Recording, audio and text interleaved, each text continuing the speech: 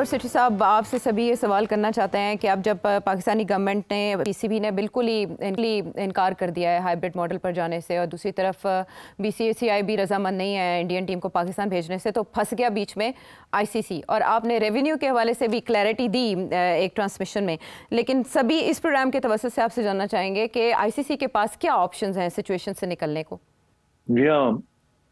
ICC के पास बहुत कम options हैं। 3 ऑप्शंस हैं, मैंने पहले भी जिक्र किया है इसका। एक ये कि इंडिया आ जाए खेलने के लिए, जो कि वो नहीं आएगा। उन्होंने तो कबड्डी भी खेलने से इनकार कर दिया है, उन्होंने ब्लाइंड क्रिकेट भी खेलने से इनकार कर दिया है। पहले कबड्डी की टीम तो आ जाती थी जी। पहले डेविस कप के लिए टेनिस प्लेयर्स भी आ जाते थे, पहले ब्लाइंड के लिए भी लोग आ जाते थे। इस दफा उन्होंने हार्ड लाइन ले ली है, सिर्फ क्रिकेट नहीं, उन्होंने बाकी चीजों को भी घेर लिया है। So I think there something serious है कि इंडिया ने ये हार्ड लाइन ले ली है। तो India is not coming, BCCI will not play in Pakistan. तो फिर ये है कि या तो हाइब्रिड मॉडल होगा कि कुछ गेम्स पाकिस्तान में होंगी और इंडिया की गेम्स पाकिस्तान के बाहर होंगी, और दूसरा ऑप्शन ये है कि वो सारे का सारा टूर्नामेंट जो है, अगर पाकिस्तान को हाइब्रिड मॉडल एक्सेप्टेबल नहीं है तो फिर सारे का सारा टूर्नामेंट जो है आईसीसी मूव कर देगी, कहेगी ठीक है फिर पाकिस्तान तो हम मूव कर देते हैं, they will move it to another country. फिर पाकिस्तान के लिए क्या ऑप्शन होगी? फिर पाकिस्तान के से हम बॉयकॉट करते हैं चैंपियंस ट्रॉफी को, या वो कहेंगे हम जाके खेल लेते हैं किसी और मुल्क के अंदर। अच्छा, अब क्या after having rejected hybrid model क्या ये किसी और मुल्क में जाके खेल सकेंगे? या वो मेरा ख्याल है फिर पाकिस्तान के लिए मुश्किल हो जाएगा ना। फिर अगर ये फैसला करते हैं कि हमें हाइब्रिड मॉडल नहीं खेलना, तो फिर कहीं और भी जाके खेलना मुनासिब नहीं होगा, फिर सियासी तौर पे बड़ा मसला बन जाएगा इनके लिए। तो अगर फिर ये वहां तक ये बात जाती है, और मैं ये आपको बता दूं कि ये आईसीसी जो है will always side with India, ये मेरी बात याद रखिएगा। हाँ, तो अब बात यह है कि ये श्रीलंका शिफ्ट कर दें, दुबई शिफ्ट कर दें, तो उसके अंदर आईसीसी, और फिर पाकिस्तान ना खेले तो फिर उसमें अंदर आईसीसी का नुकसान हो जाएगा, जिसके अंदर इंडिया का भी नुकसान है और पाकिस्तान का भी नुकसान है। बिकॉज आईसीसी के जो रेवेन्यूज हैं वो एक प्रोपोर्शन के अंदर वो डिस्ट्रीब्यूट होते हैं। मेजर पोर्शन इंडिया को जाता है और छोटा पोर्शन, चौथे नंबर का जो पोर्शन है वो पाकिस्तान को आता है। तो पाकिस्तान की तो इंडिया को तो कोई खास फर्क नहीं पड़ता, दे वेरी रिच, उनको कोई फर्क नहीं पड़ता, और पाकिस्तान को बड़ा फर्क पड़ता है। अगर पाकिस्तान के रेवेन्यूज गिर जाते हैं तो फिर पाकिस्तान के लिए एक और मसला भी बनेगा ना। तो फिर क्या पाकिस्तान यही फलसफा लॉजिकल एंड पे लेके जाएगा? लॉजिकल एंड क्या है? लॉजिकल एंड ये है कि पहले पाकिस्तान ने कहा जी आए, आप इधर आए, वो नहीं आए, आपने कहा हाइब्रिड नहीं खेलेंगे आपने फिर अगली कंट्री में, थर्ड कंट्री में भी इंटरनेशनल इवेंट खेलने से इनकार कर दिया, ठीक है ना। तो इसका ये मतलब है फिर आगे जितने भी इवेंट्स होंगे इंटरनेशनल आईसीसी के, फिर आप नहीं खेलेंगे वो। तो you are basically going to push yourself out of the ICC. Yes. And if you push yourself out of the ICC, तो फिर रह क्या जाएगा स्वाय बायलैटरल क्रिकेट के, और तो कुछ नहीं रह जाएगा। बायलैटरल भी जो है वो आप बायलैटरल क्रिकेट खेलेंगे, बायलैटरल क्रिकेट के अंदर पैसे वैसे कोई नहीं बनते ज्यादा, वो क्योंकि रेसिप्रोकल होता है। आप अगर ऑस्ट्रेलिया आके यहाँ 6 मैचेस खेलता है तो आपको भी जाके ऑस्ट्रेलिया खेलने पड़ते हैं, यहाँ जो खेलता है उसके पैसे आपको मिलते हैं, ब्रॉडकास्टिंग के और जो रेवेन्यू आती है। और जब आप जाके ऑस्ट्रेलिया में खेलते हैं या किसी और मुल्क में खेलते हैं तो उसकी रेवेन्यू उनको जाती है। तो बात यह है कि फिर वो जो रेवेन्यू है दैट्स नॉट मच, वो हर सीरीज जो है $1-2 मिलियन मैक्सिमम। तो अब बात यह है कि then Pakistan will find it difficult.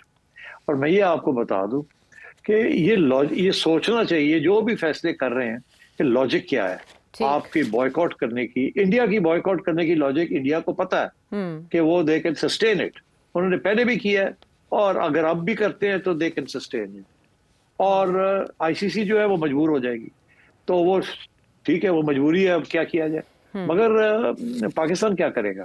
तो मैं यही चाहूंगा कि जो लोग फैसले कर रहे हैं सोच समझ के करें, जज्बाती होकर ना करें। हाँ, अगर वो समझते हैं कि ये एक डिप्लोमेटिक किस्म की एक नेगोशिएशन टैक्टिक है कि हम ये कर रहे हैं कि हम नहीं खेलेंगे नहीं खेलेंगे नहीं खेलेंगे, अगर आप ले जाएंगे कहीं और तो और आखिर में जाके आप खेलते अच्छा खेल लेते हैं, यू टर्न ले लेते हैं और कहते हैं हम दे तो हमें ज्यादा मैचेस दे दें, अगर वो 4 दे रहे थे या 6 दे रहे थे तो आप 8-10 ले लें। अच्छा, इज इट अ टैक्टिक या I don't know, I don't know. अभी इतने स्ट्रॉन्ग बयान जो हैं मेरा नहीं ख्याल आने चाहिए। मेरा तो ये ख्याल है कि अभी तक ऐसे बयान ही नहीं आए फ्रॉम पीसीबी, ये तो मीडिया के जरिए ये गेम चल रही है। आई मे बी रॉन्ग, मैंने तो मोहसिन नकवी को ये नहीं सुना कहते हुए कि अगर आप नहीं आएंगे तो आप नहीं खेलेंगे। मैंने नहीं सुना ये, ना ही मैंने किसी गवर्नमेंट ऑफिशियल से ये सुना है। मैंने मीडिया के जी मीडिया ये कह रहा है कि जी पीसीबी ये कह रहा है। तो अब बात ये है कि ये बड़ी इंटरेस्टिंग गेम है कि बीसीसीआई भी मीडिया के जरिए अपने पैगाम भिजवा रहा है।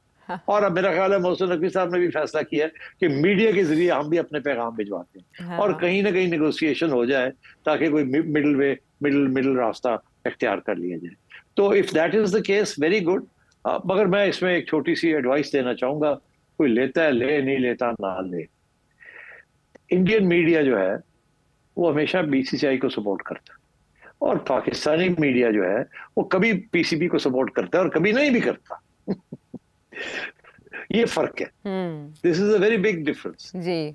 अच्छा, अब इस डिफरेंस को कैसे आप आगे बढ़ाते हैं? देखिए, आप पाकिस्तानी मीडिया को जो मर्जी कह दें, आधा पाकिस्तानी मीडिया आपके मौकफ को सपोर्ट करेगा और आधा नहीं करेगा। आधा कहेगा जी बॉयकॉट कर दो, नहीं खेलते इंडिया को, नहीं आता तो हम भी नहीं जाते, जन्म में जाए पैसे बनते हैं या नहीं बनते, हमारी इज्जत का मामला है, हमारी ऑनर का मामला है। और आधा मीडिया कहेगा बेवकूफ ना बनो, don't be stupid, this is much more significant than being emotional. खेल लो, ये करो, वो करो, हमने भी people want to see cricket, ये वगैरह वगैरह। जी जी। इंडियन मीडिया जो है वो हमेशा बीसीसीआई को सपोर्ट करेगा। अच्छा, अब मैं आपको एक बात बताऊं, जब एशिया कप हो रहा था तो मैंने भी यही इश्यू को फेस किया था। जी जी। तो मेरा उस वक्त यही था कि जी हम पाकिस्तान नहीं जाएंगे और हम जाएंगे कहीं और खेलने के लिए, पाकिस्तान आता है नहीं आता तो हम एशिया कप से निकाल देंगे। तो मैंने ये फैसला किया था कि पाकिस्तानी मीडिया को साथ लेने से मुझे कुछ नहीं मिलेगा, बिकॉज पाकिस्तानी मीडिया हमारे लिए तो बड़ा अहम है और बड़ा प्यारा है, मगर इंडिया वाले जो हैं या ग्लोबल हमें कोई घास नहीं डालते हमारे मीडिया। तो इंडियन मीडिया को साथ मुझे बात करनी चाहिए, उनको विन ओवर करना चाहिए, उनको समझाना चाहिए कि आप बीसीसीआई को कहें कि ये गलत पॉलिसी इख्तियार की है।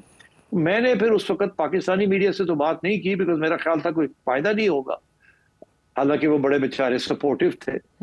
मगर मैं I talk to the Indian media, मैंने कोई 10-15 इंटरव्यूज इंडियन मीडिया को दी और वहां मैंने अपना केस प्रेजेंट किया, क्योंकि I think I one that case. और इंडियन मीडिया को समझ आ गई बात की कि ये हाइब्रिड मॉडल जो है is a good way out of this. तो फिर काउंटर प्रेशर पड़ा इंडियन मीडिया से ऑन बीसीसीआई कि आप बड़े अनरीजनेबल बात कर रहे हैं, पॉलिटिक्स एंड क्रिकेट वगैरह वगैरह। यस यस यस, मगर हाइब्रिड मॉडल जो है is a good model, let's try that. तो मेरा ख्याल है कि नकवी साहब को भी चाहिए कि इंडियन मीडिया से बात करें, इंडियन मीडिया को समझाएं हमारे इश्यूज क्या है and so on and so forth. बहरहाल it's up to him how he deals with it, but I tried it and I thought we were reasonably successful. हाँ, ये ना वो हाइब्रिड मॉडल को फिर एनएस मॉडल भी कहा जाता है और ये मशवरा वाकई अच्छा है कि इस तरह से मोहसिन नकवी साहब को करना चाहिए। अभी तो मीडिया के जरिए इस तरह के बयानात आ रहे हैं कि भारत नहीं आया तो आखिरी हद तक जाएंगे और वहाँ 3 बड़े इवेंट्स अगले साल होने जा रहे हैं, पाकिस्तान उसमें शिरकत ही करेगा। ये सब मीडिया में आ रहा है या अखबारात में छप रहा है। लेकिन सेठी साहब, आपने अपने तज्जिये में ये भी कहा था कि अगर बैकडोर चैनल इस्तेमाल किया जाए, नरेंद्र मोदी साहब तक पहुंचा जाए, किसी तरह कन्विंस करने की कोशिश की जाए, ऐसा कौन करे तो मुमकिन हो सकता है? देखिए, आपने देखा कि जब मियां नवाज शरीफ साहब से ये बात कही गई कि आप करेंगे कि नहीं करेंगे, आप करें ना, बात करें ना, आपको पैगाम देना, तो मियां साहब ने आगे से जवाब दिया कि हाँ, नेबरिंग कंट्रीज को खेलना चाहिए एक दूसरे के साथ, इससे आगे नहीं बढ़े वो। इसका ये मतलब है कि ये इशू जो है ये नवाज शरीफ साहब तक का नहीं है, ये शहबाज शरीफ साहब का तक का नहीं है। Forget मोहसिन नकवी साहब and PCB. This issue is somewhere else. Between somewhere else and somewhere else. Because India Pakistan जो है, that is never a question of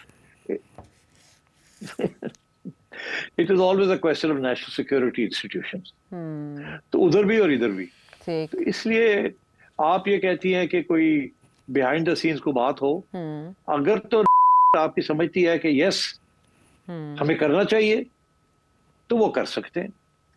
फिर अगर वो करना चाहें तो वो नवाज शरीफ को भी कह सकते हैं, शहबाज को भी कह सकते हैं और सबको कह सकते हैं कि आप भी बात करें, आप भी बात करें, हम भी करते हैं। मगर किसी की बात नहीं सुनेगा Narendra Modi unless behind the scenes high level के ऊपर कोई बात सेटल होती है। मेरा नहीं ख्याल कि हमारी इस्टेब्लिशमेंट और इंडिया की establishment right now ready to talk, मगर क्योंकि मुझे नजर आ रहा है कि ये रीसेंट हार्डनिंग पोजीशन हुई है।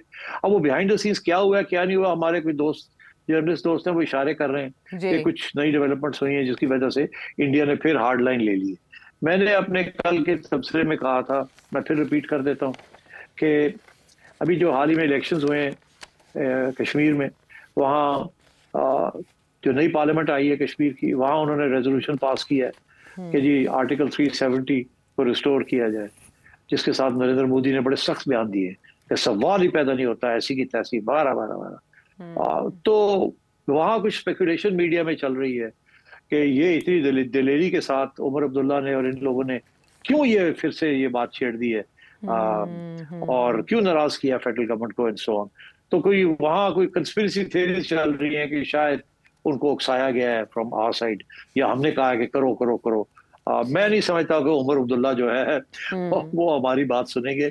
उनके वालिद साहब ने और उनके वालिद साहब ने कभी सुनी नहीं थी, तो ये कहाँ सुनेंगे। ये अपनी कंस्टिट्यूंसी है कश्मीर के अंदर, उसको भी तो सेटिस्फाई करना है ना। और सारा Kashmir is opposed to withdrawal of article 370, तो वो कुछ तो करना ही था उन्होंने, और इलेक्शन के मैनिफेस्टो में भी था। अब क्या वहाँ की इंटेलिजेंस रिपोर्टिंग क्या हुई है क्या नहीं हुई, आई डोंट नो। क्या वो समझते हैं कि इसमें पाकिस्तान का कोई हाथ है जिसकी वजह से नाराज हो गए, आई डोंट नो।